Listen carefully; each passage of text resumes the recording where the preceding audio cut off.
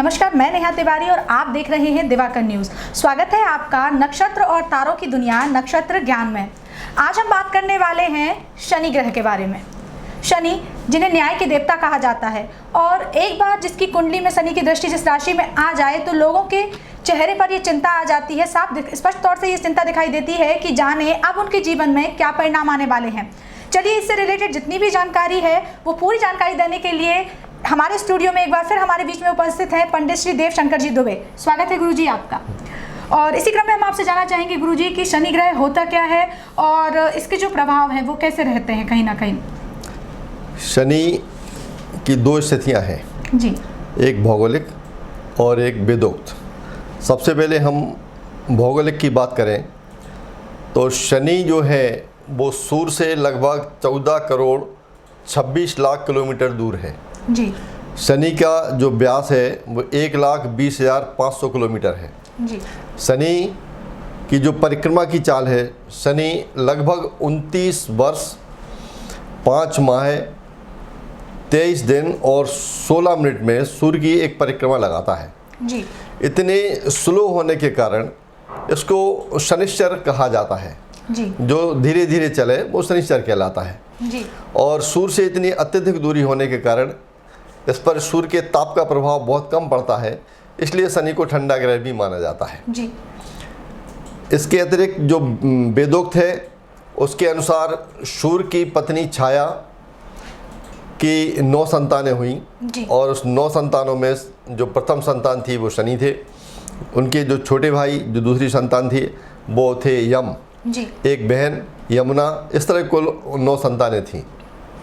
इन 9 संतानों में शनि ने और यम ने भगवान भोलेनाथ की भक्ति करी और भगवान भोलेनाथ ने इन लोगों के लिए जो दायित्व सौंपे उसमें शनि के लिए दंड देने का अधिकार दिया जी। और यम के लिए काल का अधिकार दिया, माने मृत्यु देने का जी।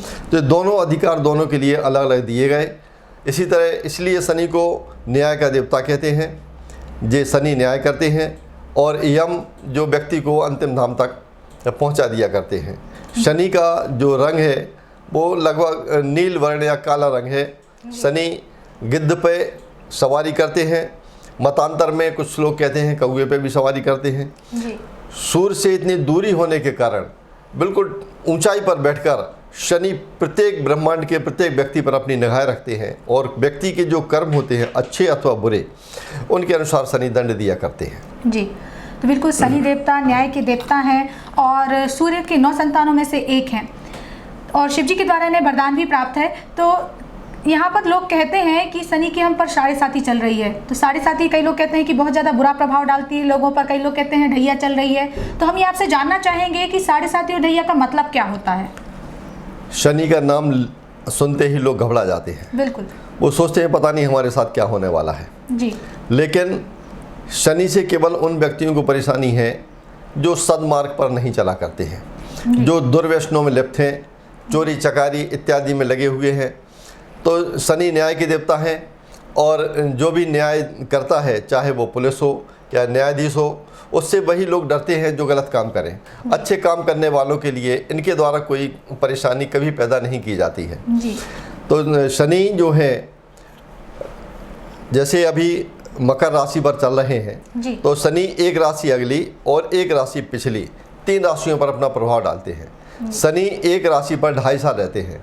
जैसे अभी मकर राशि पे हैं तो 2.5 साल धनु राशि पर रहेंगे और रहे हैं और 2.5 साल अब मकर राशि पर रहेंगे और उसके बाद जो 2.5 साल है वो कुंभ राशि पर रहेंगे। इसलिए 2.5 करते हुए कुल 7.5 साल हो जाते हैं। 7.5 साल में शनि की दशा समाप्त होती है, इसलिए इसको शनि की 7.5 कहते हैं। इसके अतिरिक्त जिस राशि पर शनि बैठे हैं वहाँ से चौथी और 8वीं दृष्टि से वो जिस राशि को देखते हैं वहाँ उस राशि पर 2.5 साल तक शनि का प्रभाव रहता है, इसलिए वो ढैया कहलाती है।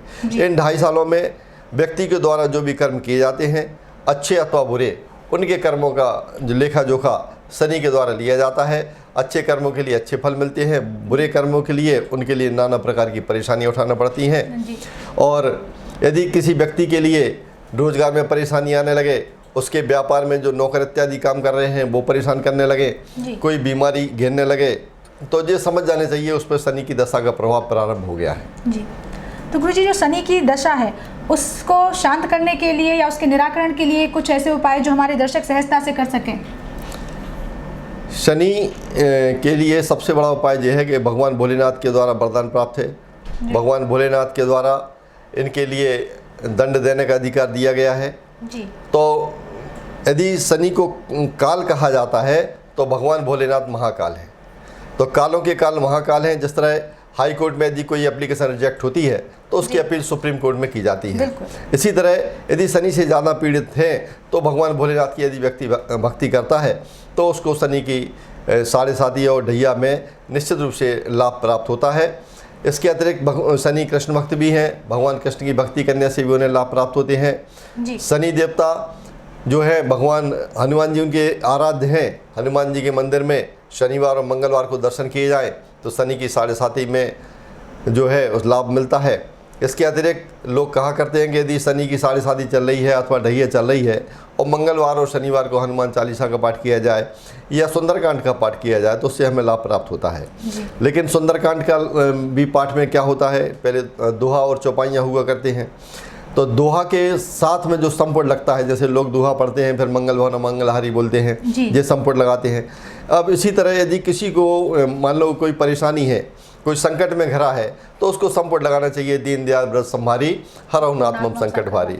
यदि व्यक्ति रोजगार के लिए परेशान है तो विश्व भरण पोषण कर जोई ताकर नाम भरता सोई, यह संपुट लगाना चाहिए। तो जिस प्रकार की परेशानी व्यक्ति को हो उस प्रकार का संपुट लगा के यदि सुंदरकांड का पाठ किया जाता है तो लाभ की प्राप्ति होती है। गीता में भगवान श्री कृष्ण ने स्वयं कहा है कि मैं वृक्षों में पीपल हूँ। तो पीपल यानी भगवान श्री कृष्ण, और श्री कृष्ण की भक्ति से शनि प्रसन्न होते हैं। यदि इस कलयुग में जो व्यक्ति पीपल का पूजन करते हैं, पीपल के लिए सूर्योदय के पूर्व अथवा सूर्यास्त के बाद चौमुखी दिया सरसों के तेल में रखते हैं, दूध अर्पण करते हैं और वहाँ बैठकर ओम शम शनिश्चराय नमः या ओम परम प्रेम प्रमसा शनिश्चराय नमः इस मंत्र का जाप करते हैं तो निश्चित रूप से उन्हें शनि की 7.5 और ढैया से लाभ प्राप्त होता है। इसके अतिरिक्त चींटियों के लिए आटा डालना, कौआ के लिए भी दाना चुगाना, मछलियों के लिए जो आटे की गोलियां बनाकर खिलाना, इससे लाभ होता है। शनि जनित जो चीज़ें हैं जैसे काले रंग के कपड़े, काला उड़द, काली तिली, तेल, कील, लोहा इत्यादि चीज़ों का भी दान अपन कर सकते हैं। शनि का मुख्य कारक काला रंग है। आपने देखा होगा कि जितने भी न्याय से जुड़े हुए लोग हैं, जैसे एडवोकेट्स हैं, न्यायाधीश हैं, मजिस्ट्रेट इत्यादि हैं, वो सब काले रंग के कोट धारण किया करते हैं। जो न्याय की देवी है वह भी काले रंग की पट्टी उनके आंखों पर बंधी रहती है। तो शनि काले रंग का भी प्रतिनिधित्व करते हैं।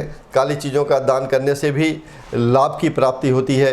इस तरह से हम शनि की 7.5 के प्रभाव को कुछ हद तक कम कर सकते हैं।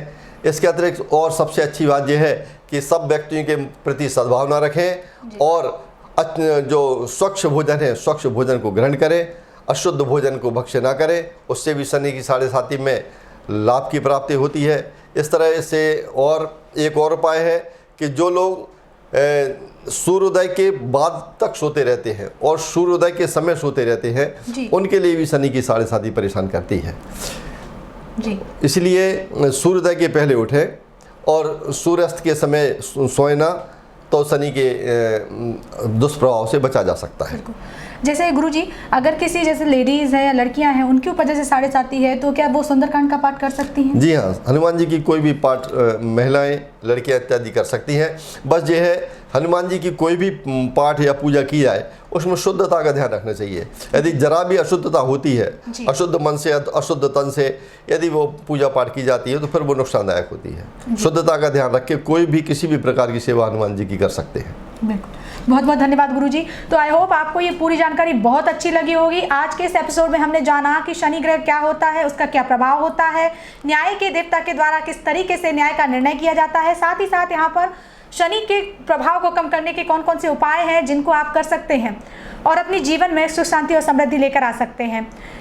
अब जो अगला एपिसोड है, जो गुरुवार को आने वाला हमारा एपिसोड है, वो नवरात्रि स्पेशल एपिसोड है। और आपको बता दें कि इसमें गुरुजी के द्वारा आपको घट स्थापना से लेकर विसर्जन तक की सारी विधि पूरे तरीके से बताई जाएगी, ताकि आप माता रानी का जगराता करें, माता रानी की पूजा अर्चना और वंदना करें और आपकी माँ की कृपा से सारी मनोकामनाएं पूरी हो सकें। फिलहाल अभी हम आपसे इजाजत चाहते हैं, मिलेंगे अगले एपिसोड में जगराते के, माता रानी के जो भी पूजा है, व्यवस्था है, उन सारी चीज़ों की पूरी जानकारी के साथ। देखते रहिए दिवाकर न्यूज़।